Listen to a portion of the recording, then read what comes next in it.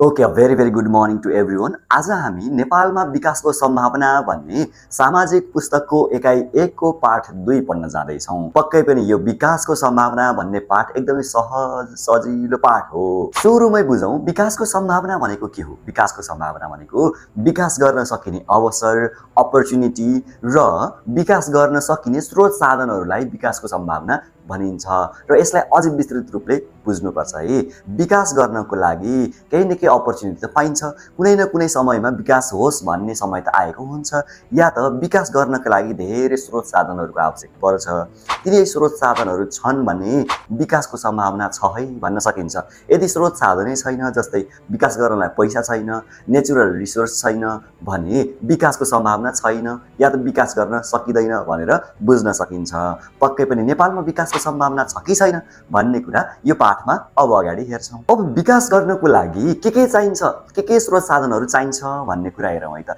पहिलो कुरा हो नेचुरल रिसोर्स चाहिन्छ या त प्राकृतिक स्रोत साधन चाहिन्छ नै चाहिन्छ। अब के हुन् त प्राकृतिक स्रोत साधनहरू त्यो हेरौँ है। सुन, चाँदी, हिरा यस्ता मात्रै नभएर विकास गर्नको लागि खोला, वन जङ्गल, जडीबुटी यस्ता चिजहरू पनि विकास गर्न एकदमै अपरिहार्य हुन्छन्। अब विकास गर्नको लागि प्राकृतिक स्रोत साधन छैन भने विकास गर्न सकिँदैन भने पनि भयो। जस्तै सडक निर्माण गर्न लागि राखेका छौँ भने त्यहाँ ढुङ्गा, गिटी, बालुवा त चाहिन्छ। जुन ढुङ्गा, गिटी, बालुवा कहाँबाट आएको हो त? पक्कै पनि प्राकृतिक स्रोतबाट, वन जङ्गलबाट, खोलाको छेउबाट, खोला किनारबाट आएका हुन्। त्यसैले पनि प्राकृतिक स्रोत चाहिन्छ नै चाहिन्छ। अब नेपालमा त्यस्तो प्राकृतिक स्रोत के छन् भनेर हेर्नुपर्दा मेन प्राकृतिक स्रोत भनेको जल छ। नेपाल विश्वमै दोस्रो ठुलो धनी देश हो जुन चाहिँ जलमा, जल या त खोला नालामा।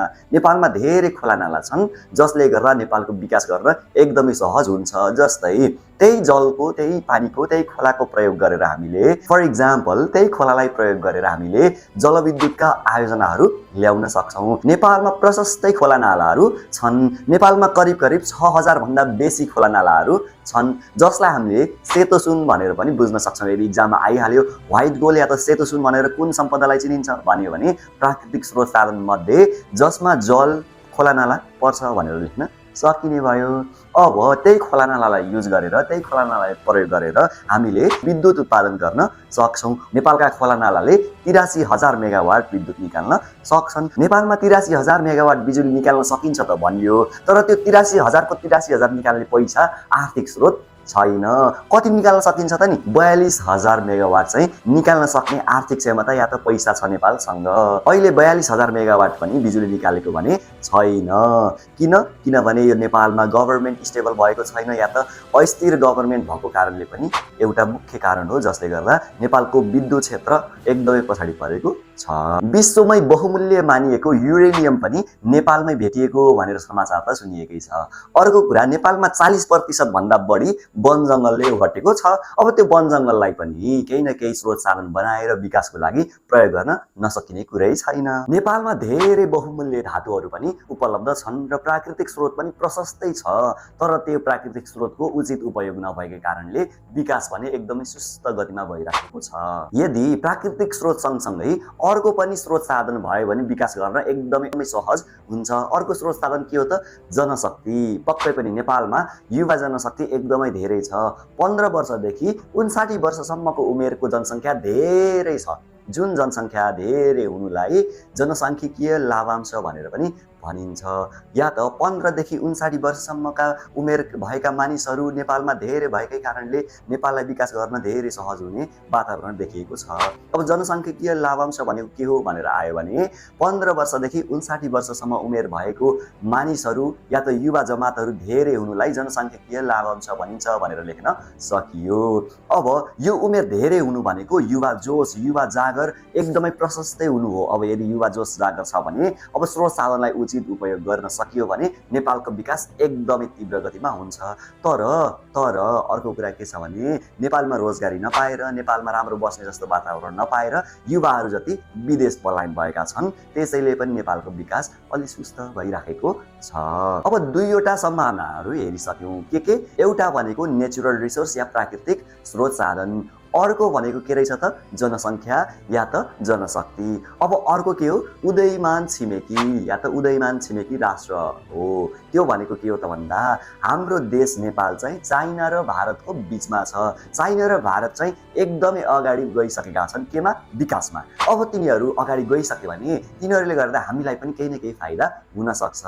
अब कसरी फाइदा हुन सक्छ त अब यदि चाइना विकसित भयो भने भारत विकसित भयो भने हामीले चाहिँ के गर्न सक्छौँ त भन्दा अब हामी भारतसित मात्रै राम्रो सम्बन्ध राख्छौँ चाइनासँग राख्दैनौँ भनेर यसो त्यस्तै कुटनीतिक सम्बन्ध त्यस्तै राख्न थाल्यो भने चाइनाले होइन तपाईँहरू हामीसँग मिल्नुहोस् भनेर चाइनाले हाम्रो देशलाई विकास गर्नको लागि आर्थिक स्रोत या त केही न केही सहयोग गर्छ। अब त्यस्तै हामीले चाइनासँग लगाव राख्ने भने थोरै झुकाव राखेर कुटनीतिक सम्बन्ध त्यस्तै राखियो भने भारतले होइन तपाईँहरू हामीसँग मिल्नुहोस् हामीले तपाईँको देशलाई विकास गरिदिन्छौँ भनेर आर्थिक सहयोग केही न केही सहयोग गर्छ।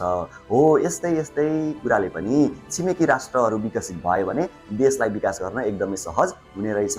अब त्यो कुरा मात्रै नभएर विकासको लागि पैसा मात्रै नदिएर हामीले चाइना या त इन्डिया गएर टेक्नोलोजी ल्याएर नेपालमा टेक्नोलोजी भित्राएर या त केही न केही कुरा बाहिर गएर सिकेर आएर पनि नेपाललाई विकास गर्न सक्छौँ। हामीले 3वटा सम्भावना हेरिसक्यौँ जसले गर्दा नेपालको विकास हुन एकदमै सहज छ। अब अर्को महत्त्वपूर्ण सम्भावना भनेको पर्यटन क्षेत्र हो या त नेपाल एक पर्यटकीय देश हो भनेर भन्दा पनि केही फरक पर्दैन।